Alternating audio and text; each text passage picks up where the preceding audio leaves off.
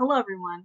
Today I will be discussing the ethical case study titled The Transferred Employee from Chapter 10 of Leadership for Health Professionals, Theory, Skills, and Applications by Marion, 2023.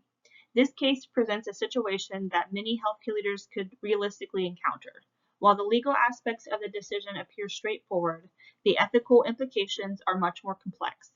For healthcare leaders, our responsibility extends beyond simply following instructions or complying with the law.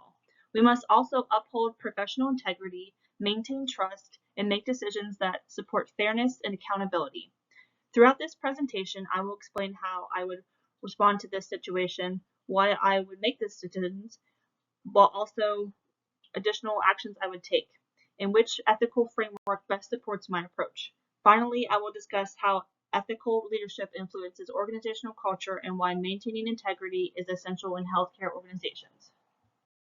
This case begins after a healthcare organization reorganizes several departments, resulting in employees being permanently transferred into new positions.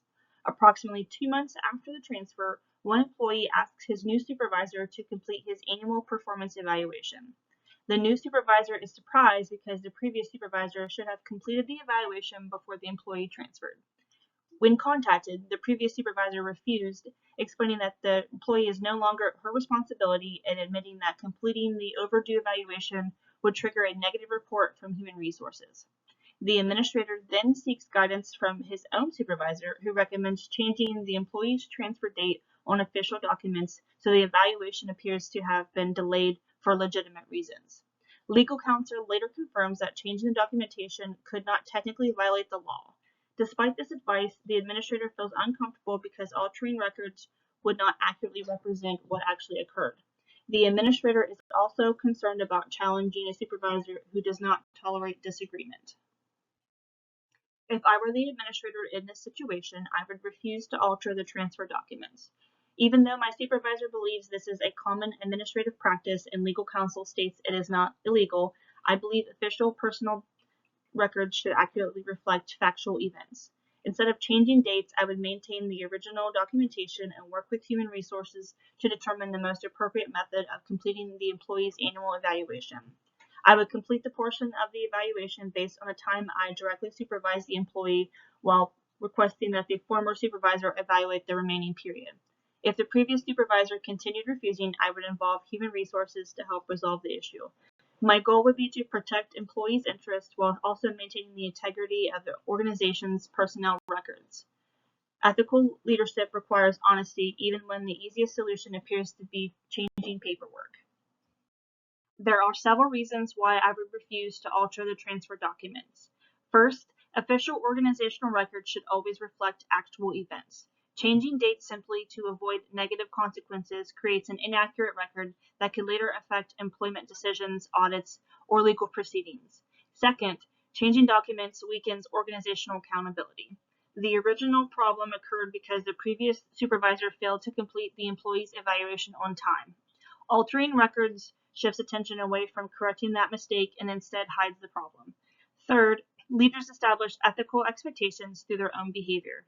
Employees observe how leaders respond during difficult situations. If leaders demonstrate that altering records is acceptable whenever it is convenient, employees may begin believing honesty is less important than avoiding consequences. Finally, healthcare organizations depend heavily on accurate documentation. Whether the issue involves patient care, financial records, or personnel files, trust is built through honesty and transparency. Although I disagree with my supervisor's recommendation, I would not approach the situation in a confrontational manner. Instead, I would request a private meeting to respectfully explain my concerns. I would acknowledge my supervisor's experience while emphasizing that preserving accurate records protects both the organization and its employees. I would explain that I am uncomfortable destroying accurate documents because doing so conflicts with my professional values. Rather than criticizing my supervisor's decision, I would propose alternate solutions involving Human Resources and the previous department supervisor. This approach demonstrates professionalism while maintaining respect for organizational leadership. Healthcare leaders frequently encounter disagreements, and resolving those disagreements respectfully is an essential leadership skill. Remaining calm and professional and solution-focused increases the likelihood of finding an ethical resolution while preserving positive working relationships. Several alternative responses were available, but each presented significant disadvantages. The first option was simply changing the documents as instructed. Although this would quickly resolve the administrative issue, it compromises honesty and accountability. The second option would be ignoring the problem entirely, allowing the employee's evaluation to remain incomplete. This would be unfair to the employee because annual evaluations often influence promotions, salary adjustments, and professional development opportunities. Another option would be completing only the portion of the evaluation based on my supervision and leaving the previous 9 months undocumented. While this approach maintains accurate documentation, it still leaves an incomplete performance record. Instead, I believe collaborating with human resources offers the most ethical solution because it balances fairness to the employee with organizational accountability. Effective leaders seek solutions that address immediate concerns while also improving organizational processes. After declining to alter the documents, my next step would be contacting Human Resources to discuss the situation openly and professionally. I would document every conversation, preserve all original records, and ensure that there was a clear explanation regarding why the evaluation was delayed. I would also recommend reviewing the organization's transfer procedures to prevent similar situations from occurring in the future. For example, Human Resources could require that all annual evaluations be completed before any employee transfers become official. A standardized checklist could also verify that personnel files are complete before transfers occur. Beyond resolving this individual situation, healthcare leaders should identify opportunities to improve organizational systems. Ethical leadership involves not only solving today's problem, but also preventing the same issue from affecting future employees and supervisors. When making ethical decisions, leaders should consider both immediate and long-term consequences. In this case, maintaining employee trust is extremely important. Employees expect their performance evaluations to accurately reflect their work and to be considered fairly. Altering records could damage confidence in leadership if employees discovered that official documents were changed for administrative convenience. Leaders must also consider organizational culture. If employees observe supervisors avoiding accountability, they may become less willing to report mistakes or follow organizational policies themselves. Another important consideration is accreditation and regulatory compliance. Healthcare organizations routinely undergo inspections and audits that depend upon accurate documentation. Finally, leaders should consider how their decisions reflect their own professional reputation.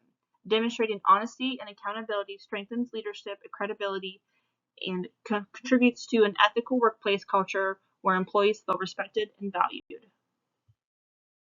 Deontology, often associated with philosopher Immanuel Kant, argues that actions should be judged according to moral duties rather than outcomes. Healthcare leaders have a duty to maintain truthful records, demonstrate integrity, and protect public trust. Even though changing documents might make the administrative problems disappear, it violates the duty to accurately document events. Therefore, deontology provides the strongest ethical justification for refusing to alter the records. Although deontology best supports my decision, it is helpful to compare it to utilitarianism.